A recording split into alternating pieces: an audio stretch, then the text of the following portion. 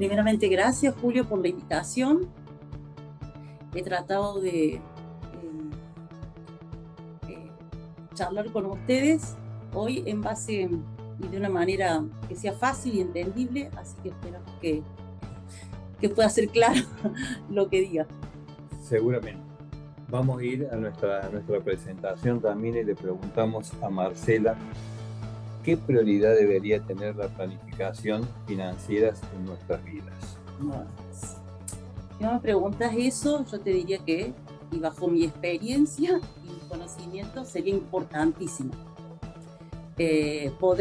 Primero, poder entender lo que es la planificación financiera y después, entendiendo lo que es la planificación financiera, ver cómo la llevamos a cabo, cómo la aplicamos en forma personal, familiar, en nuestro hogar, ¿no? Quería compartir yo un video que se dio y se hizo esta semana. En sí es un reel, así que es muy cortito, de una charla de un noticiero acá de Argentina, pero como para plantearles un poquito de lo que hoy se está conversando en nuestro país y a nivel mundial sobre una problemática que está sucediendo. Que eso quería compartirles como para que de ahí arranquemos un poquito.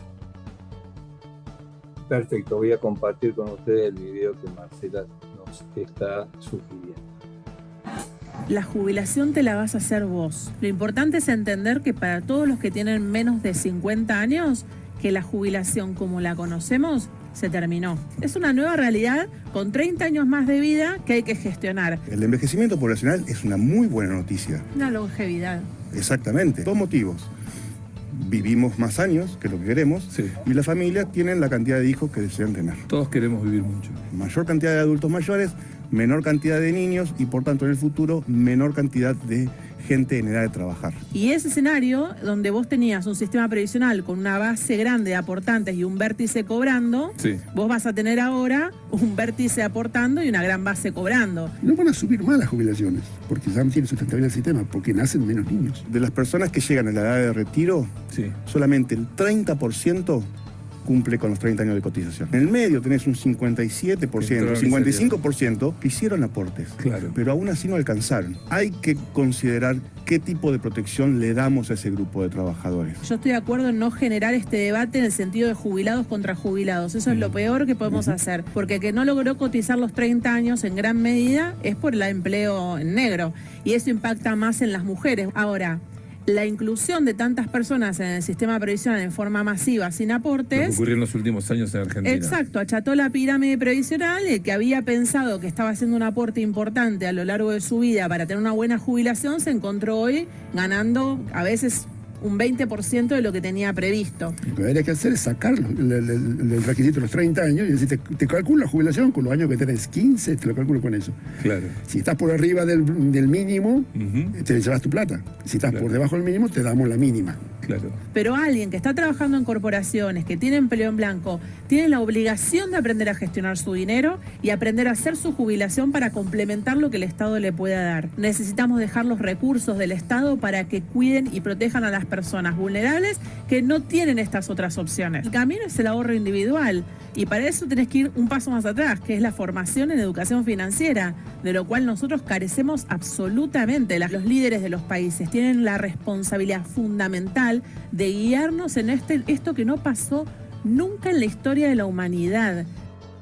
Es un video a lo mejor un poquito rápido de interpretar, pero quería compartirles que, como ahí se decía en ese video, se ha empezado ya en estos últimos tiempos a hablar un poco de lo que es la planificación financiera, ¿no? Entonces, en base a tu pregunta, como me decía, es prioritario que podamos entender lo que es y qué herramientas tenemos para empezar desde ahora a informarnos y ver cómo nosotros luego empezamos a planificar nuestros recursos. Bueno, es súper importante. Para eso yo quería compartirles un poco. Si nosotros hacemos una línea de tiempo imaginaria y la repartimos en 3 momentos, nuestro presente, nuestro mediano plazo y nuestro largo plazo, podríamos decir que nuestro presente sería hoy hasta dentro de un año, ¿sí? Nuestro mediano plazo sería del año a 5 años y a largo plazo más de 5 años. Entonces, ¿qué tendría que hacer como prioridad hoy? Es sentarme y analizar mi situación actual, ¿sí? Entonces, con una hoja de papel, con un Excel, como les decía, más cómodo, empezar a ver cuáles son sus ingresos mensuales, ¿sí? Ese es nuestro punto de partida, saber cuáles son mis ingresos, ¿sí? Si tengo un sueldo porque estoy en relación de dependencia, si soy un independiente, más o menos saber cuánto es lo que me ingresa mensualmente, si vivo de rentas, es saber cuánto me entra por mes. Otra cosa importante es poder saber cuáles son mis gastos fijos, ¿sí? ¿Qué es lo que tengo que pagar sí o sí todos los meses? Un alquiler, mis hijos están estudiando y tengo que pagarles el colegio, todos los meses tengo que pagar la luz, el gas, por más que el monto varíe un poco, pero todos los meses tengo que asegurar esos gastos. Los gastos variables podrían ser, si bien el transporte lo tengo todos los meses, a lo mejor dependiendo, en vez de gastar en colectivo, o tener otras opciones. Y otra cosa importante que mucha gente a veces no sabe, y más ahora con el uso masivo de las tarjetas, es sobre nuestras deudas. ¿Qué debemos? ¿Cuánto debemos? ¿Y cuáles son los plazos de nuestra deuda? ¿Sí? Eso también es muy importante para poder saber dónde estamos parados y poder pasar al mediano plazo y decir, bueno, ¿qué voy a hacer si mi suma y mi resta no me da cero? Por lo menos. Entonces, la otra, ya sabiendo cuál es mi realidad, ¿sí? Y pudiendo plasmarla en un papel, yo digo papel por decirles un Excel, lo que cada uno quiere. Ahora hay aplicaciones donde uno puede ir anotando fácilmente. Bueno, una vez que sabemos decir, bueno, si gasto más de lo que me está ingresando, si llego justo, es después definir cuáles van a ser mis objetivos, ¿sí? A corto plazo podría decir, bueno, si no estoy llegando a fin de mes, lo primero es ver la posibilidad de pagar deudas. ¿Y cómo las voy a hacer? En base a tener en cuenta, por ejemplo, los plazos, los intereses que me están cobrando. Entonces, plantearnos objetivos a corto plazo. A mediano plazo podría ser un fondo de emergencia. Un fondo de emergencia, o, por ejemplo, decir, recuerden que había dicho que mediano plazo era de 1 a 5 años, cambiar el auto, prioridad que tengan ustedes personales o familiares, ¿no? Cada uno puede ser diferente. Y largo plazo, pensando más a 5 años, decir, bueno, deseo tener mi casa propia, y sí o sí que dentro de esa visión que tenemos a largo plazo esté la jubilación. Por eso les planteé este video, porque si esperamos como antes, o como yo veía a mi abuelo hace unos años atrás, que él tenía un trabajo, sus 30 años, se trabajó en la misma empresa 30 años, se jubilaba y podía vivir con esa jubilación. Hoy la realidad es otra para nosotros. No podemos esperanzarnos que con los aportes que yo haga el día que tenga 60, 70 años para jubilarme, voy a poder vivir con eso, o voy a pensar que el Estado me va a ayudar, o mis hijos me van a tener que ayudar. Tengo que ver la manera de llegar a pensar de otras maneras, cómo planificar el día, que me jubile. Entonces, una de las herramientas que es fundamental en lo que es la planificación financiera es el presupuesto. Y el presupuesto es, una vez que ya tengo la información de mis ingresos, en qué gasto y cuáles son mis deudas, es, como dice la palabra presupuesto, es antes que cobre, ver cómo lo distribuyo. Si yo empiezo a gastar lo que me ingresó y en el medio quiero armarme el presupuesto, no sirve. Este presupuesto tiene que estar planificado siempre antes de que cobre, ¿sí? Como para que no nos dejemos guiar tanto por las emociones, sino que nuestra mente sea la que pueda manejar el dinero. Y si ahí se fijan, por ejemplo, yo les puse algunas pautas básicas que nos pueden servir de guía, ¿no? determinar nuestros ingresos, como les había dicho, enumerar los gastos del mes, identificar las áreas en las que puedo llegar a recortar. Es decir, si yo veo que, no sé, se me va en súper una X cantidad, pero dentro de esa cantidad que se me va en el súper, se me está yendo mucho en colaciones para los chicos, en la escuela, o en galletitas, o cosas así, bueno, a lo mejor puedo prever otra manera para recortar esos gastos y llegar a vivir dentro de los ingresos que tengo mensuales. Algo importante que quería recalcar acá, que es muy importante que nosotros demos prioridad, o que tengamos en cuenta el ahorro, ¿sí? Y mucha gente a veces me ha dicho, che, Marcela, ¿cómo voy a ahorrar en este país? ¿Cómo voy a ahorrar si gano poco? Y entonces por eso les puse que es un hábito. Acá no pasa por el pensamiento de que voy a ahorrar cuando gane más. Acá lo que tenemos que ir adquiriendo de a poquito es el hábito del ahorro, ¿sí? Aunque no signifique nada al principio el monto que podamos ahorrar, sino empezar a armar nuestro presupuesto dándole prioridad también a poder ahorrar. Otra de las cosas importantes que tenemos que tener en cuenta son tratar de eliminar los gastos innecesarios, ¿no? Me pasó a mí, y seguramente si ustedes a lo mejor, cuando uno empieza a mirar un poco más detenidamente en qué se nos va la plata, ¿sí? Al poder plasmarlo y ver, me pasó en nuestra casa que vieron todas las cosas a veces que tenemos suscripciones, y bueno, nos pasaba que yo tenía la suscripción de Netflix, de Disney, y de, no sé, de todo lo que se les ocurra para que los chicos se entretengan. Y cuando vi la suma de lo que era, y me puse a analizar que no todo se veía, y lo que implicaba en cuanto a salida de dinero, ahí que nos sentamos todos en familia y dijimos, bueno, elijamos uno o dos de todo eso que dejemos y usemos, y todo lo otro lo eliminemos. Entonces, por eso le hice la pregunta, ¿no? ¿Necesito todo lo que compro? ¿Necesito? Porque a veces nos suscribimos y eso suma. Entonces a veces también es importante rever y ver que esto, o cuando vayamos a hacer una compra, si realmente es una necesidad.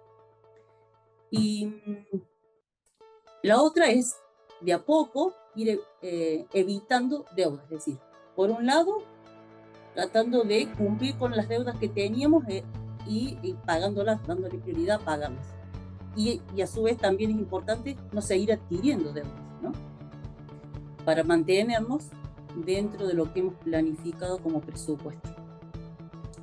Una de las cosas que le había dicho que tenía que ser también como meta a mediano plazo era el fondo de emergencia. El fondo de emergencia es algo importantísimo y es poder decir, bueno, si yo necesito por mes, en base a mi familia, que somos, no sé, mi esposa y yo, o tenemos 3 hijos, y según la situación de contexto que tiene cada familia, necesito 100 para vivir. En caso de que sucediera algo inesperado, extraordinario, yo necesito tener asegurado que por lo menos voy a vivir con lo que tengo como fondo de emergencia de 3 a 6 meses. ¿Sí? Entonces, con el ejemplo de que si yo gasto o yo necesito mensualmente 100, necesitaría de a poquito ir logrando tener un fondo de 300 a 600 por cualquier emergencia. Y alguien me pregunta, y bueno, ¿cuál sería lo que me pudiera pasar? Y lo más común es que me quede sin trabajo. Si me quedo sin trabajo, es decir, bueno, estoy tranquila hasta que adquiera un nuevo trabajo, por lo menos sé que mi casa no entra en caos, sino que puedo ir cubriendo hasta de nuevo hacer la rotación, ¿no? Entonces, y ese fondo de emergencia, si bien lo más usual es que sea en dinero, ¿sí? También podríamos tener como repartido ese fondo, es decir, bueno, tenerla en carne frisada, en nuestro súper, en vez de si necesito ir al súper y por mes gastar 50 o consumo por mes 50, de a poco voy haciendo compras un poquito mayores y lo tengo almacenado. Así que este fondo de emergencia también la podemos tener en bienes, ¿sí? Comestibles. ¿Qué otra cosa interesante del fondo de emergencia que quería decirles o compartirles? Es que también tiene que generar, también por el tema de la inflación, por el tema de la devaluación, etcétera, o porque los precios de las cosas van cambiando y se van modificando, es que nuestro fondo de emergencia lo tengamos en algún no en alguna moneda, pero que sea de fácil acceso. Por ejemplo, no sé, acá se usan mucho las billeteras virtuales, así que dé algún tipo de rendimiento, pero que de necesitarlo no sea un plazo fijo a 60 días cuando yo hoy la necesito y no puedo acceder, ¿sí? Que tengamos una planificación de tal manera que nos dé, aunque sea un pequeño rendimiento, pero que pueda acceder fácilmente a ese dinero en caso de emergencia, ¿sí? Como bien dice la palabra, es emergencia, porque a veces finalmente me quiero comprar algo, no me alcanza el mes, acudo a eso. No, y como dice la palabra, emergencia, ¿sí? Después otro tip importante es revisar, ¿sí? Nuestra planificación. No es algo que 2 más 2 es 4 y lo planifique en enero y no lo cambio en diciembre. Nuestras situaciones van cambiando, los precios van cambiando, puede surgir algo en el medio que nos modifique la situación de nuestro hogar, así que todos los meses deberíamos ir revisando nuestros presupuestos y viendo si lo alcancé, si gasté de más, tenerlo más presente para el próximo mes, si de repente lo hice tan bien que me quedó un margen mayor para ahorrar. Eso también es estimulante, saber que cuando empezamos a hacer bien las cosas, ¿no? Y otro punto que van a escuchar muchísimo también es sobre invertir de manera inteligente, ¿no? Antes nuestros padres o nuestros abuelos, plata que la ahorraban, a lo mejor lo invertían en tierra, ¿sí? Bueno, hoy hay otras maneras también de inversión, como escucharán los plazos fijos, fondos comunes de inversión, bonos, acciones, que es otra manera de poner nuestro dinero, nuestros ahorros, para que a su vez generen un rendimiento y que los tengamos siempre para un futuro, ¿no? Para que el dinero no quede estancado, especialmente por esto mismo que les dije antes, ¿no? La inflación y la devaluación de nuestra moneda. Y hay también otra manera de invertir inteligentemente también, son los seguros de vida y los seguros de retiro, ¿no? Y el seguro de retiro también tiene que ver un poco también con esto que les planteaba del sistema jubilatorio. Es pensar un poco para el día que yo ya no pueda trabajar, bueno, ¿con qué voy a vivir, no? Entonces, o voy ahorrando, como les dije, con, no sé, poniendo este ahorro en acciones, comprando bonos, o poniendo también, haciendo aportes mensuales, que serían los seguros de retiro, en empresas confiables, en empresas que me aseguren, por esto mismo de que son capitalizables, el día de mañana asegurarme que voy a tener un ahorro mayor a que si quedara abajo del colchón, antes se decía, ¿no? Así que son distintas opciones que les puse brevemente como para que tengan idea de alguna forma de inversión. Muy bien, gracias Marcela por responder tan puntualmente la simple pregunta de las prioridades que deberíamos tener en nuestra planificación financiera. Entonces sería más necesario, Marcela, estar mejor informados para planificar de una manera apropiada nuestro plan o nuestras finanzas personales presentes y futuras. Sí. Yo espero que este pantallazo rápido que les he dado un poco de lo que es la planificación financiera sea disparador de que, empiecen en la búsqueda, ¿no? a informarse. Hay un montón de canales de YouTube confiables, hay libros súper interesantes. Lo importante es esto, saber que el punto de partida siempre la herramienta va a ser armar un presupuesto, saber cuál es nuestra realidad, de dónde estoy partiendo, de ahí ver cómo voy a hacer para empezar a ahorrar si no lo estoy haciendo, y cómo me voy proyectando para el día que yo ya no pueda trabajar, cómo resguardar no solamente mi vida, sino de todos los míos, que dependen a veces de uno. Por eso es tan importante educarse, ¿no? Y hoy también van a escuchar mucho, a veces especialmente en las redes sociales y todo, la libertad financiera. Pero a veces se habla de libertad financiera y no se piensa que no es algo que se va a lograr de un día a la mañana, así rápidamente, ¿no? Que esa libertad financiera se logra cuando uno lo piensa o lo planifica o se pone metas a largo plazo, pero que implica que el día a día yo tengo un plan, lo reviso diariamente o mensualmente, soy disciplinado en mis gastos, trato de aprender de mí. Si soy una persona que automáticamente soy impulsiva hasta los gastos, bueno, y también algo interesante que les puedo compartir con respecto a mi esposo y todo, también saberse ayudar, cada uno es bueno en algo, ¿no? Y el matrimonio, la familia es un equipo. Siempre digo en mi casa, todos somos un equipo.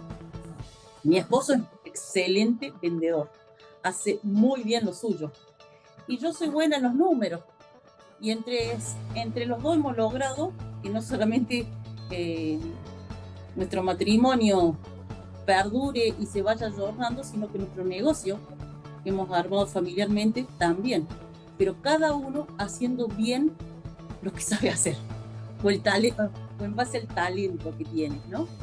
Entonces, digo, de repente, por ejemplo, mi esposo recién, después de 25 años, casi 25 años de casado, tiene una tarjeta a su nombre, pero no porque uno fuera mejor que otro, porque él sabía que hacía compras a veces compulsivas.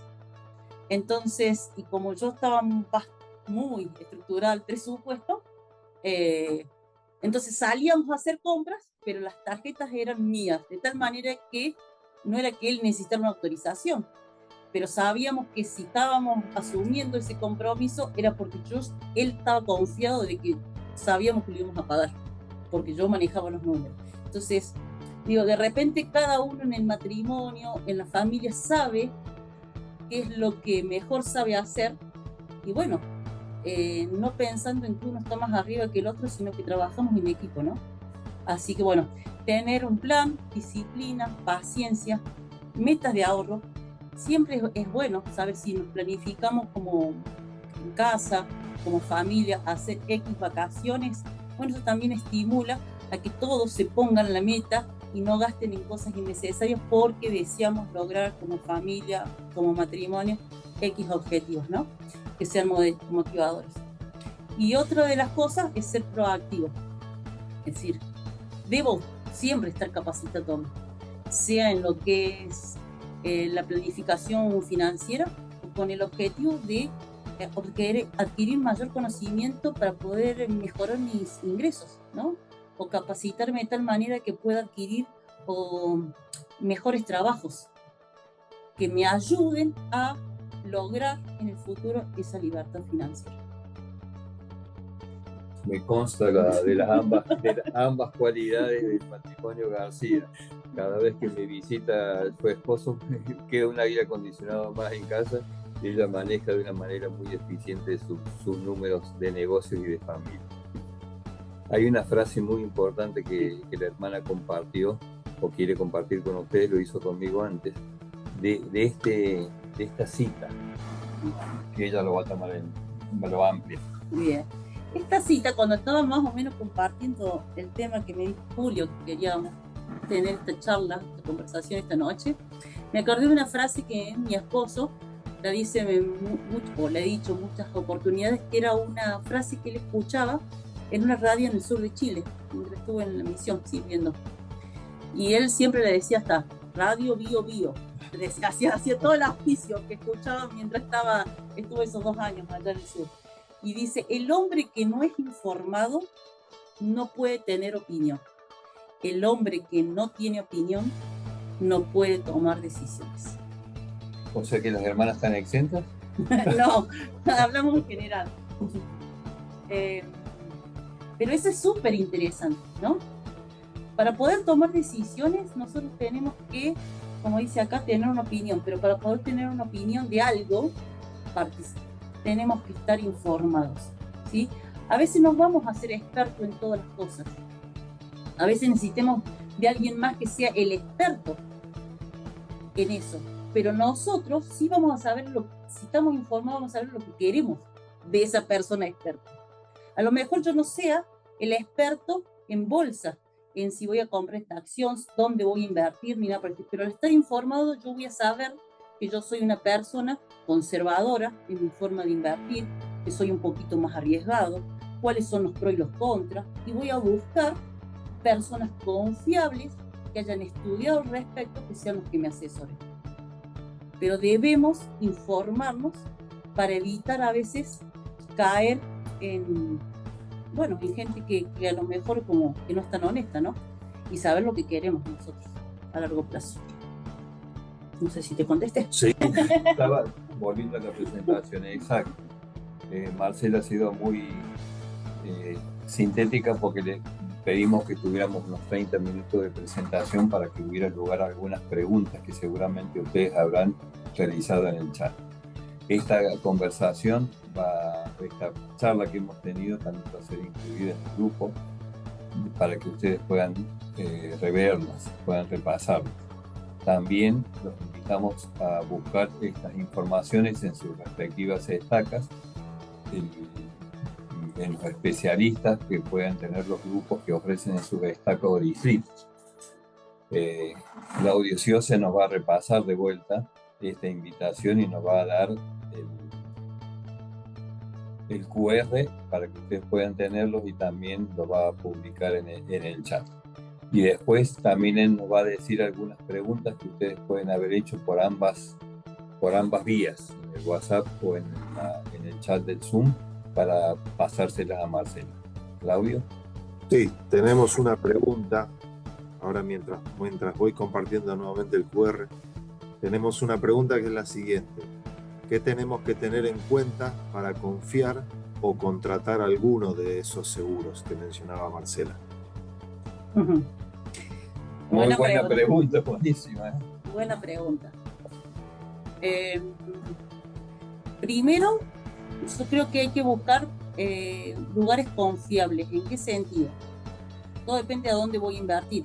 Ejemplo, si quiero como parte de inversión comprar una casa, buscaré gente especialista en inmobiliaria, que tengan una trayectoria, etc. Si yo me quiero ir a todo lo que hoy se maneja como nuevo, por así decir, que es todo el tema de las inversiones, y voy a buscar brokers, o sea, tengo dos opciones. O yo me capacito de tal manera que yo entro y yo compro mis acciones y yo analizo, que requiere mucho tiempo y todo, o busco a alguien que se dedique a eso. Pero para eso buscaría brokers o empresas que tengan cierta trayectoria. Por ejemplo, no sé, digo, un seguro de retiro que no es comprar acciones ni nada por el estilo, pero estas empresas, a su vez, la plata que nosotros les damos, ellos lo ponen a trabajar, por así decirlo. Entonces busquemos empresas confiables, empresas de seguro que no solamente tengan capitales de acá Argentina, sino que sean a nivel mundial, que no sean empresas que surgieron hace 3 años, sino que son empresas de seguro que tienen ya una trayectoria de 20, 30 años. O sea, informémonos de cómo están armados, cómo están compuestos, para que el día que nosotros, ese dinero, como en el caso del retiro, sea para el día que me jubile, dentro de 10, 20, 30 años, exista. ¿Estamos? Entonces, igual que si busco un broker para no sé, para comprar acciones, para comprar bonos, etcétera, que sean empresas que estén legisladas por nuestros bancos centrales, ¿sí? Por la Comisión Nacional de Valores. Si todo eso informémonos, como para que sepamos que o para evitar la menor pérdida que podemos llegar a tener, ¿no? No sé si la respondí. Perfecto, Marcela, cuando comentábamos esto, ¿te acordás que decías sobre las ofertas tentadoras y la diferencia entre la tentación y los riesgos y los intereses? Sí, otra cosa importante a tener en cuenta, que ustedes sepan que si alguien me ofrece, no sé, que en un mes, 2 meses, si yo doy 100, va a dar, no sé, 120, algo que sea, no sé, exorbitante, ponele, no sé, que en un mes lo duplico a lo que yo estoy poniendo, y tiene que llamarles la atención. Eso es irreal. Sepan que de repente, a mayor rendimiento, es decir, lo que ustedes les ofrezcan, es porque lo están poniendo en cosas que tienen mayor riesgo, más volatilidad. Entonces, sepan, y eso ya es una decisión personal, que es como una ruleta. O sea, si yo la estoy por querer arriesgarme a obtener en muy poco plazo, obtener rápido rendimiento o mucho rendimiento, y es un juego de azar. Puede darte como no. Aparte de si de repente la empresa existe, ¿no? Pero si pensemos si es confiable y todo, si yo me están ofreciendo un alto rendimiento, significa que la plata la están poniendo en cosas que son muy volátiles. Que puede ser, como no. O sea, alto rendimiento es similar a alto riesgo. A alto riesgo. ¿Tá? Entonces también es importante que ustedes se analicen como perfiles, se dice, del inversor. Es decir, bueno, yo prefiero ganar poco, pero asegurarme que si invertí 100, a fin de mes tengo los 100 y alguito más, o soy de esos arriesgados. Y yo diría que diversifiquemos, como antes decía, en la canasta de los huevos. Y, no sé, si tengo 100, 50, guiémonos en algo conservador y que sean cosas que me aseguren a largo plazo. A lo mejor 30 en algo intermedio, que tenga un poco más de riesgo, pero que sean cosas más o menos seguras. Y a lo mejor un 10%, un 20% en esas cosas que son más, decir, que puede ser que me dé bastante o que no, pero que si lo pierdo, no sea un caos financiero para mi casa o para mis decisiones. ¿Podés repetir eso de vuelta, Marcelo? ¿El que caos? ¿Caos? Sí, porque podemos perder. Si más invertimos en bonos, acciones y todo, puede ser una empresa hoy, no sé, digamos, Nike, que la conocemos todos, hace años que cotiza en bolsa, se puede acceder a comprar acciones o unas mínimas partes ahora, pero puede ser que al cierre de balance hoy su acción nos dé, como no al momento de que yo la necesito, porque esa es otra cuestión, al momento de que yo la necesite revertir, es decir, vender mi acción, ¿cómo está? Entonces digo, diversifiquemos la canasta, pero siempre tengamos alguna parte en cosas conservadoras, en cosas que sepamos que al momento de necesitarlas van a estar. Buenísima explicación. Claudio, ¿alguna otra pregunta han hecho los hermanos en el chat o en el WhatsApp que podamos compartir para Marcela?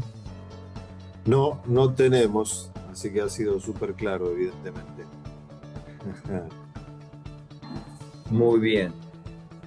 Entonces, si no tienen más preguntas, agradecemos a Marcela, que ha sido, como dice Claudio, bien clara, bien específica, nos ha abierto la mente para poder llevar adelante una planificación financiera más eficaz, ya sea personal o familiar. Agradecemos a Claudio, que ha estado haciendo los aportes también en la parte tecnológica. Los invitamos a participar en estos encuentros semanales abordando diferentes temas como los que hemos tocado hoy. También les invitamos a que puedan buscar más información y capacitación más específica. Si bien acá hacemos los títulos o los enfoques más simplificados, los cursos de autosuficiencia tienen mayor tiempo y duración en clases semanales y en el abordaje de temas, o sea que pueden participar ya sea presencial o virtualmente de cursos de autosuficiencia en las áreas de su interés. Tenemos educación para un mejor empleo, tenemos iniciando y haciendo crecer mi negocio para los emprendedores, tenemos finanzas personales como las que estuvimos viendo ahora, y todo esto enriquece nuestras capacidades de poder llegar a ser autosuficientes, enriquece nuestras posibilidades. Tenemos un QR que ha pasado Claudio y que también está puesto en el grupo para que ustedes puedan hacer las preinscripciones en sus grupos locales, y también tenemos un sitio virtual al que podemos acceder en busca de esta información.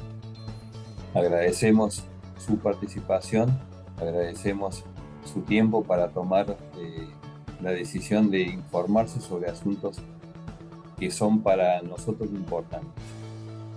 Ser autosuficiente está dentro de la doctrina de la Iglesia para aquellos que son miembros y para un progreso para toda persona, tanto que sea miembro o no miembro de la Iglesia, que se sienta bienvenida aprendiendo estos principios que bendicen nuestra vida y la de nuestras familias. Agradecemos entonces su participación, agradecemos nuevamente a Marcela y le deseamos a ustedes una muy buena noche y un buen descanso.